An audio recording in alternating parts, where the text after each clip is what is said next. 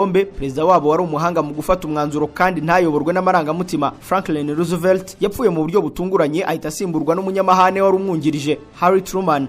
Uyu rero ngo yarebye ibyo abayapani bari kwigira ahita afata umwanzuro wo kubasuzumiraho igisasu kijya kwegera Trinity, kuko ari toboyi baroshye kuri Hiroshima yari ifite kilotoni 15. Hari ku itariki ya 6 z'ukwa munani ku1945. Abayapani barahahamutse, ariko bavuga ko ibyo kumanika amaboko batabirimo. Noneho nyuma y'iminsi 3 Fatman yarushwe kuri Nagasaki yari ifite kilotoni 21. Iyo yarimbuye byo kumaraho ku buryo umwami w'abayapani Hirohito amarira yahise amubunga mu maso, ajya kuri radio arira avuga ko bemeye amategeko n'amabwiriza kubera ibyo bamaze kubona by'umuriro abanyamerika babarusha. Tutararengaho niba Nagasaki yararimbujwe bomba atomike ya kilotoni 21, tukaba twabonye ko ubuhacurwa izigeza kuri kilotoni 500 n'iza hydrogene zigeza kuri za megatoni zirenga 40. Ahubwo abarusiya bo bakaba bafite ikijeya muri byose cyitwa tsari cya megatoni 58. Murumva iki giturikijwe tutakwicuza kuvukira mu bihe birimo ibi bihanya. Twikomereze.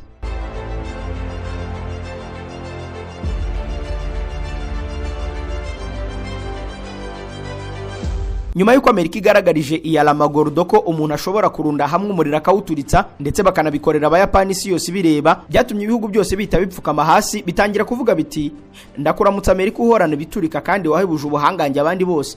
Iri sengesho rero abarusiya banze kurisubiramo, ahubwo mu butasi bazwiho nabwo bwahebuje abatasi bose mu kwiba amakuru. Ako kanya bari bamaze kwibikaho inyuguti z'ukuntu bakora bomba atomike, ariko bo batabishoyemo amafaranga menshi kuko cyari kiruhije ari ukumenya inzira. Byemezwa ko muri ba bakozi 13,000 ingano nini yacungiraga abarusiya nako abasoviete ibijya mbere. Nyamara ibyo byose Amerika ntiyigeze na rimwe imenya ibyari byo, ahubwo yakomeje kwihara no kuvuga ko nta nundi muntu wese uzigera atunga ibitwaro kirimbuzi kuko bigoranye kubikora, bigasaba ubwenge abandi bose batabona.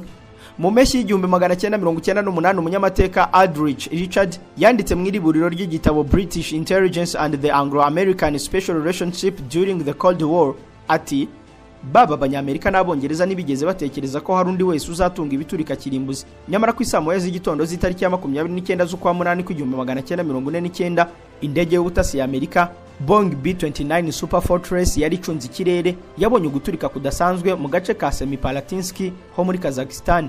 Yitegereje ibona no guturika ku rutu kwabaye Nagasaki. Umupilota asubira muri Amerika yiruka kuvuga ibyo abonye.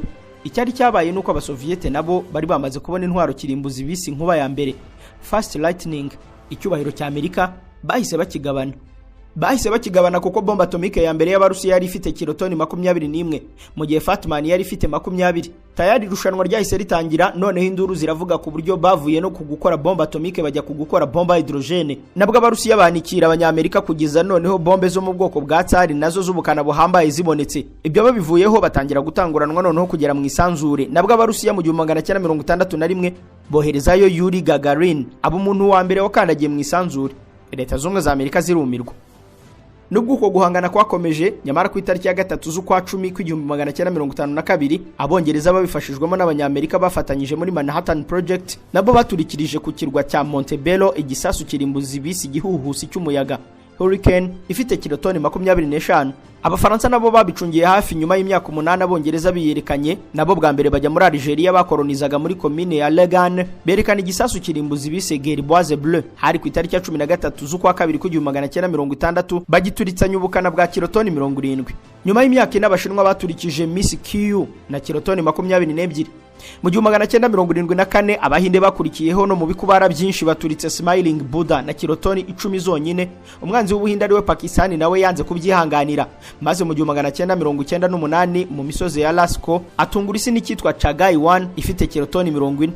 Tutararenga aha hari ushobora kwibaza ngo none iyo bagiye kugisuzuma kuki isi dasandara kandi bagituritse. Ubundi gusuzuma bomba atomike bikorwa bagabanyije ku kigero cyo hasi ubumara bw'ibiturika ibyitwa TNT fusion.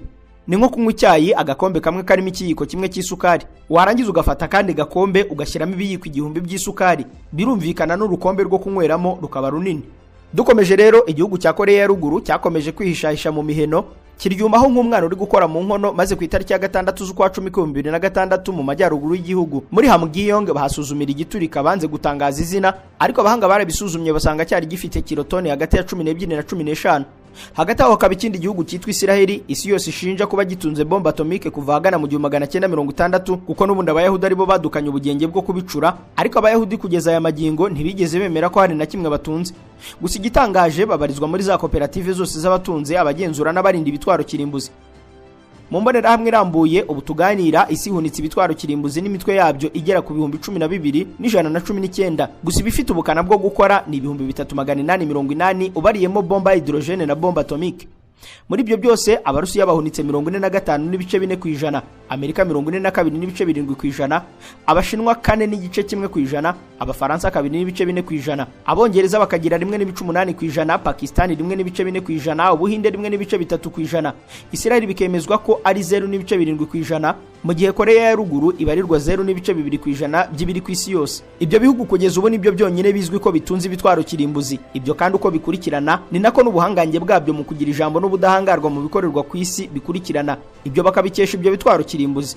Nk'ubwo ushobora kuba warumvise ibyitwa ubudahangarwa bwa veto, aho hari ibihugu bitanu bifata umwanzuro wa nyuma ku bikorerwa ku isi, hagira igihakana ubwo icyo gihe gahita kiburizwamo, kuko kugihakana ubwo waba ushaka kukirakaza. Ibyo bihugu bibimburirwa n'Uburusiya, hagakurikiraho Amerika, Ubwongereza bukaza, Ubufaransa n'Ubushinwa, nk'uko n'ubundi binakurikirana mu gutunga ibyo bihanya kirimbuzi. Ubwo rero ibindi bihugu bisigaye nk'Ubuhinde, Pakistani, Isiraheli, ubwo nabyo igitekerezo cyabyo nyine cyane cyane cy'intambara ntawagikerenza. Ni mu gihe Korea ya ruguru nayo uko ititiza ibikomerezwa ushobora kuba warabyumviseho. Mu yandi magambo, gutunga ibitwaro kirimbuzi niyo waba udashaka kurimburana cyangwa kurwana, bihita biguha ubundi budahangarwa twasobanura gutya.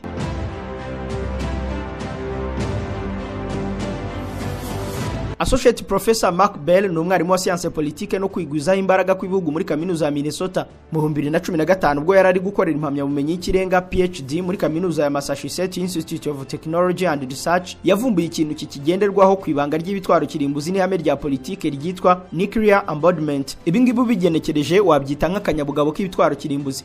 Mu gitabo yanditse icyo gihe akacyita Beyond Embodiment: How Acquiring Nuclear Weapons Can Change Foreign Policy, yavumbuye yemeza n'abandi bahanga ko iyo igihugu kigize ibitwaro kirimbuzi